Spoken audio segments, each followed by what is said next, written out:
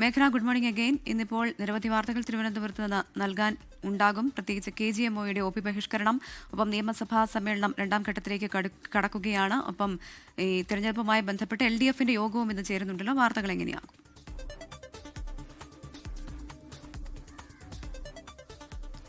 Good morning Pravitha. വാർത്താസമ്പന്നമായ പകൽ തന്നെയാണ്. അതിൽ ഏറ്റവും പ്രധാനപ്പെട്ട കാര്യം KGMOA മെഡിക്കൽ ഓഫീസേഴ്സ് അസോസിയേഷന്റെ ഒരു സമരമാണ്. അവർ കഴിഞ്ഞ 3 ദിവസമായി നെടുമങ്ങാട് ജില്ലാ ആശുപത്രിയിൽ OP ബഹിഷ്കരണം നടത്തുകയാണ്. അത് ഇന്നും തുടരുമെന്നുള്ള കാര്യമാണ് ഏറ്റവും പ്രധാനപ്പെട്ടത്. അത് നെടുമങ്ങാട് അടക്കമുള്ള മലയോര മേഖലയിൽ നിന്ന് ഏറ്റവും കൂടുതൽ ജനങ്ങൾ ആശ്രയിക്കുന്ന ആശുപത്രിയാണ്. അവിടെ ഈ OP ബഹിഷ്കരണം വലിയ രീതിയിൽ ബാധിക്കുകയും ചെയ്തിട്ടുണ്ട്. അതുപോലെ തന്നെ സംഘടനയുടെ തീരുമാനം എന്ന് പറയുന്നത് നാളെ ജില്ലാ തലത്തിലേക്ക് ഈ സമരം വ്യാപിപ്പിക്കുക എന്നുള്ളതാണ്.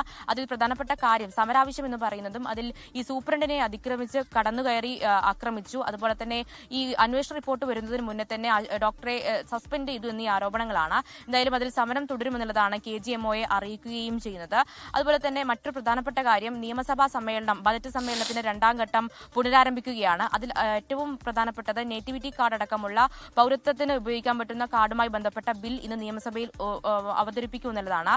K. രാജനാണ് ഈ ബിൽ അവതരിപ്പിക്കുക. അതിനുശേഷം ഇതിന്റെ തുടർ നടപടികൾ ഉണ്ടാകും. അതുപോലെ തന്നെ പ്രതിപക്ഷ നേതാവും PK കുഞ്ഞാലിക്കുട്ടി അടക്കമുള്ളവർ ഇന്ന് നിയമസഭയിലേക്ക് എത്തില്ല അടക്കമുള്ള കാര്യങ്ങളും അറിയുന്നുണ്ട്. കൂടാതെ ഈ ശബരിമല സ്വർണ്ണക്കൊള്ള അടക്കമുള്ള കാര്യങ്ങളിൽ എന്തായിരിക്കും നിയമസഭയിൽ പ്രതിപക്ഷത്തിന്റെ ഇനിയുള്ള നിലപാട് എന്നടക്കമുള്ള തന്ത്രിയുടെ അറസ്റ്റുമായി ബന്ധപ്പെട്ടും ജാമ്യവുമായി ബന്ധപ്പെട്ട അടക്കമുള്ള കാര്യങ്ങളിൽ എന്തായിരിക്കും നിലപാട് എന്നുള്ള കാര്യവും നിർണായകമാണ്.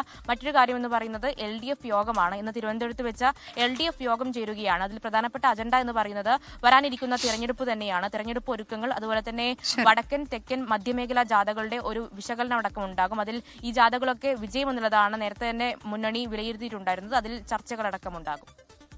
ശരി, മേഘന മുരളിയാണ് വിവരങ്ങൾ നൽകിയത്.